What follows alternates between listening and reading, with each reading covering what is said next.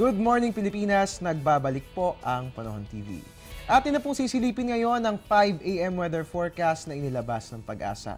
Ayon nga po rito, itong low pressure area na ating binabantayan ay huling namataan 530 kilometers east ng General Santos City. Samantala, patuloy pa rin pong umiiral ang northeast monsoon dito po yan sa atin, partikular sa Luzon at ganun din sa Visayas. Ito pong low pressure area na ating binabantayan, ayon nga po kay Pag-asa weather forecaster June Galang, hindi po nating inaasahan na madedevelop bilang isang bagyo at ine-expect nga po natin na within the next 24 hours ay magdi-dissipate na ito. Pero ganun pa man, patuloy pa rin ito magdadala ng mga pag-ulan dyan nga po yan sa rehiyon ng Caraga at Davao. Samantala, dito naman po sa Cordillera, Cagayan at ganun din sa probinsya ng Aurora at Quezon, asahan po natin ng cloudy skies na merong light rains dahil naman po yan sa northeast monsoon. Dito po sa atin sa Metro Manila, sa natitirang bahagi ng Luzon at ganun din sa buong Visayas, asahan po natin ang fair weather maliban na lamang po sa isolated light rains. Samantala sa natitirang bahagi po ng Mindanao, dito po yan sa mga hindi ko nabanggit na direktang maapektuhan ng low pressure area,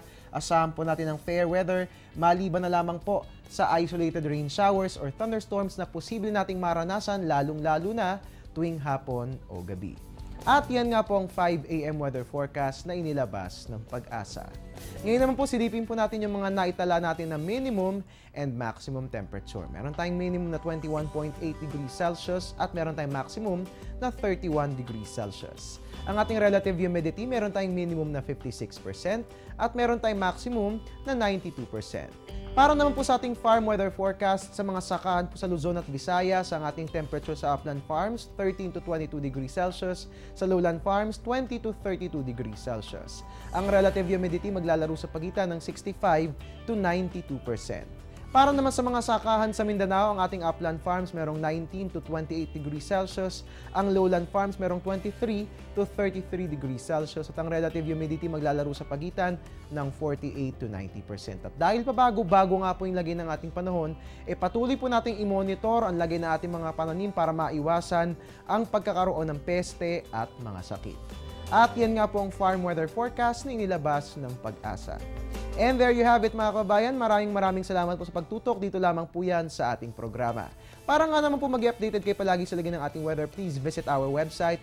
It's www.panahon.tv. And of course, you can also check our Facebook page. Hanapin lamang po Panahon.tv. And you can also follow us on Twitter at Panahon TV. Dahil pagdating sa weather updates, sa television man o sa internet, dito sa ating programa, tunay na walang pinipiling panahon, ang pagbibigay impormasyon.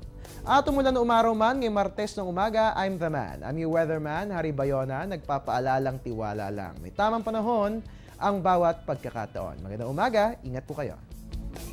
Programang ito ay hatid sa inyo ng Air 21. Sagot ko, padala mo.